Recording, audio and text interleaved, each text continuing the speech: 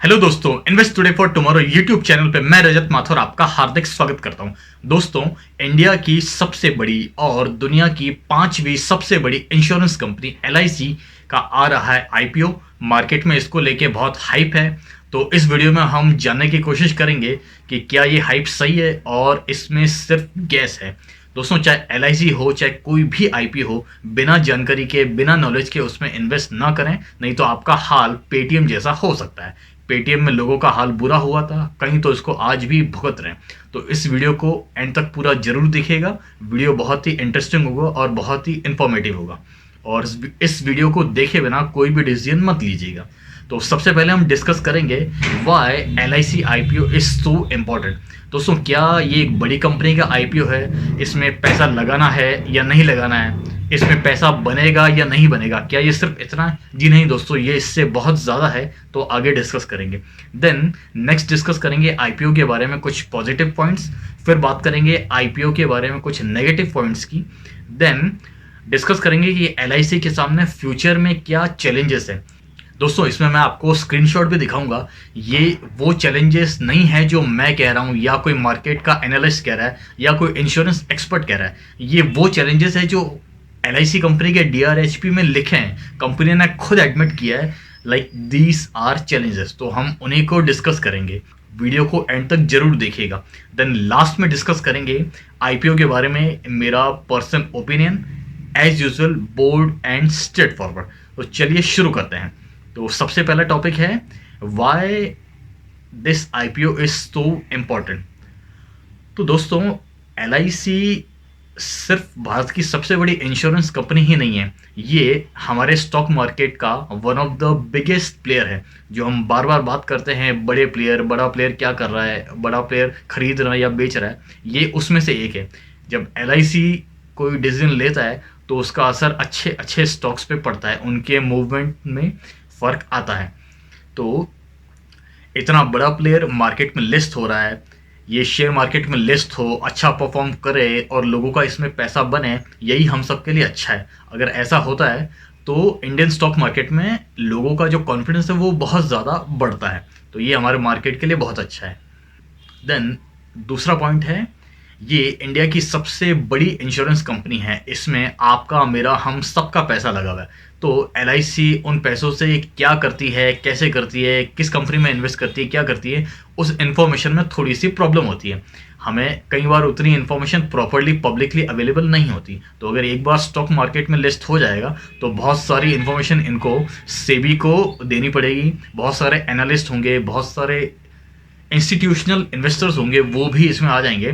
तो information flow काफ़ी आसान हो जाएगा। तो ट्रांसपेरेंसी इससे बहुत ही ज़्यादा बढ़ जाएगी।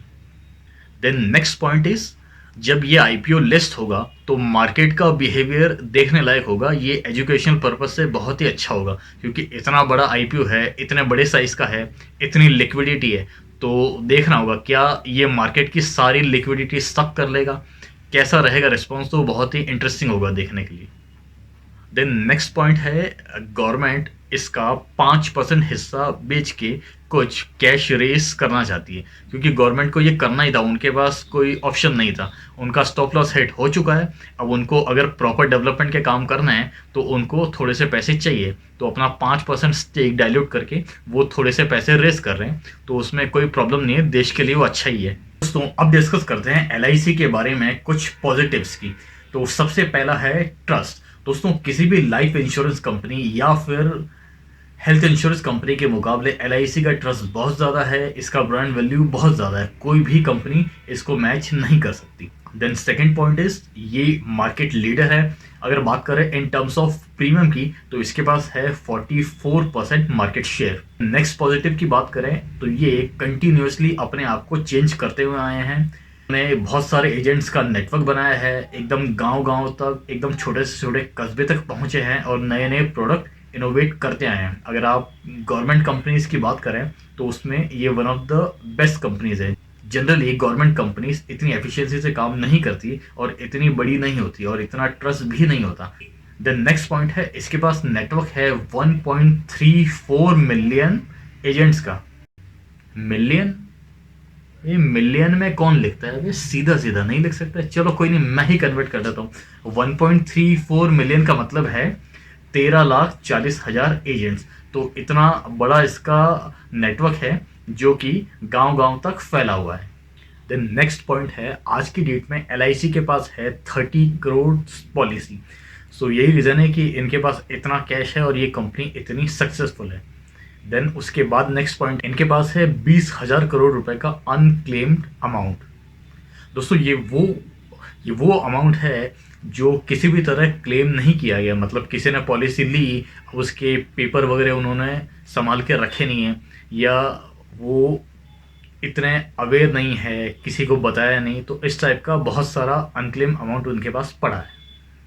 दोस्तों ये अमाउंट इतना है जितनी इंडिया में लिस्टेड ज़्यादातर कंपनीज की तो टोटल नेट वर्थ भी नहीं है। तो 20,000 करोड़ का तो खाली इतना अनक्लेम अमाउंट ही है इनके पास।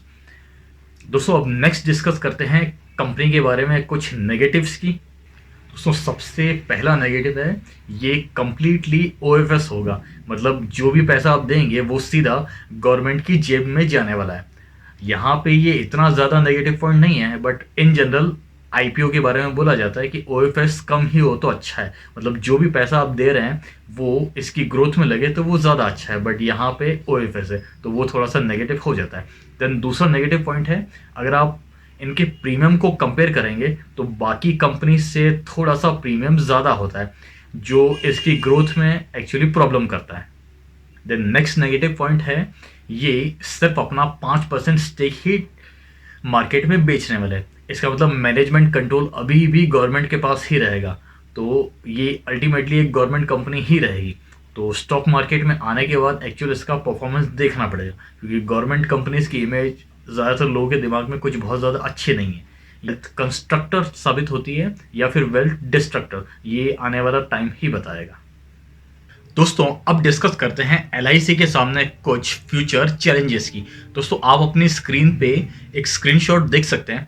दोस्तों ये जो मैं चैलेंजेस डिस्कस करने जा रहा हूँ, ये कोई मेरे विचार नहीं है, या किसी मार्केट एनालिस्ट ने नहीं कहा है, या किसी इंश्योरेंस एक्सपर्ट ने नहीं कहा है। ये वो डेटा है जो मैंने एलआईसी के डीआरएचपी से लिया है। कंपनी खुद एक्सेप्ट कर रही है, like these are actual challenges. तो डिस्कस करते हैं। सबसे पहला चैलेंज है इंक्रीजिंग कंपटीशन। तो जैसा कि आप स्क्रीन पे देख सकते हैं, इन्होंने खुद मेंशन किया है, like according to CRISIL report 2016 से लेके 2022 के बीच में जो प्राइवेट कंपनीज है उनका ग्रोथ था अकॉर्डिंग टू CAGR 18%, और वहीं LIC का ग्रोथ था अकॉर्डिंग टू CAGR 9%। तो क्लियरली कंपनी ने खुद मेंशन किया है कि प्राइवेट कंपनीज LIC के कंपैरिजन में बहुत तेज ग्रोथ कर रही है। देन नेक्स्ट है लैक ऑफ टेक्नोलॉजी। LIC अपने एजेंट्स पे ही बहुत ज़्यादा डिपेंड करती है। इनका प्रॉपर कोई ऑनलाइन पोर्टल नहीं है, ऑनलाइन कुछ ज़्यादा काम करने की फैसिलिटी है नहीं। वो एजेंट ही है जो कस्टमर से कांटेक्ट करता है, उसके घर पे जाता है और सारा काम करता है। तो ये उस पर डिपेंडेंसी बहुत ज़्यादा रखते हैं, इसके लिए इनको कॉस्ट भी ज़्यादा आती है। देन लैक ऑफ टेक्नोलॉजी में ये एक नेक्स्ट पॉइंट आता है कि ये बड़े थर्ड पार्टी पोर्टल्स पे अवेलेबल ही नहीं है।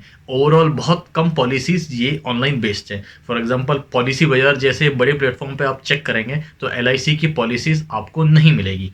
ये अपने एजेंट्स के थ्रू ही पॉलिसी बेचते हैं, उन पे बहुत ज़्यादा डिपेंड रहते हैं। तो एजेंट्स का काम मैनुअल काफ़ी होता है, उनको कमीशन भी काफ़ी देना पड़ता है, तो इनकी कॉस्ट थोड़ी ज़्यादा आ जाती है क्योंकि ये टेक्नोलॉजी में लैक करते हैं।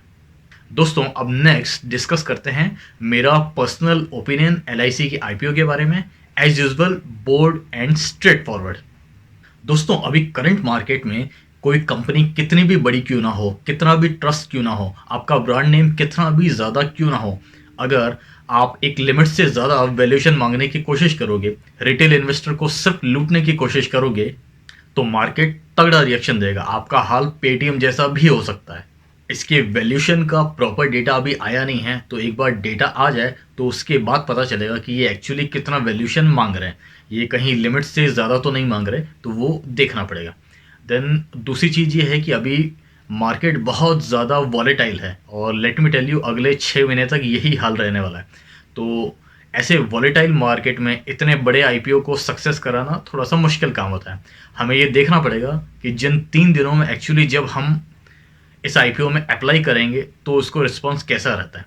देन फाइनली जब इसकी लिस्टिंग होगी तो उस दिन मार्केट का माहौल कैसा रहता है, उसी के ऊपर उसका प्रॉफिट या लॉस जो भी है वो डिपेंड करेगा।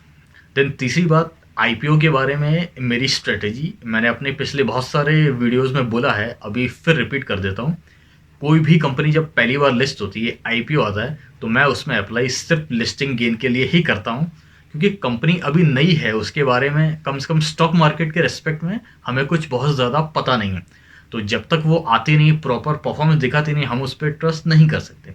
इसलिए अगर मुझे लॉट मिलता भी है तो बहुत जल्दी मैं लिस्टिंग गेन लेके निकल जाता हूँ। देन उसके बाद उसकी परफॉर्मेंस पे नज़र रखता हूँ। अगर वाकई में इस कंपनी में दम है, लॉन्ग टर्म में कुछ अच्छा कर सकती, तो मैं उसमें फिर इन्वेस्ट कर दूंगा। ठीक है, मार्केट रेट पे करेंगे, बट ठीक है, इट्स सेफर। सो इसमें भी मेरी यही स्ट्रेटेजी रहेगी। सो दोस्तों, कैसी लगी इन्फॉर्मेशन कमेंट करके बताइए, वीडियो को लाइक कीजिए, शेयर कीजिए। दोस्तों, एलआईसी के आईपीओ में पैसा बनेगा या नहीं बनेगा इसकी गारंटी तो मैं नहीं देता, लेकिन ये चैनल देख के आपको नॉलेज मिलेगा इसकी गारंटी मैं देता हूँ।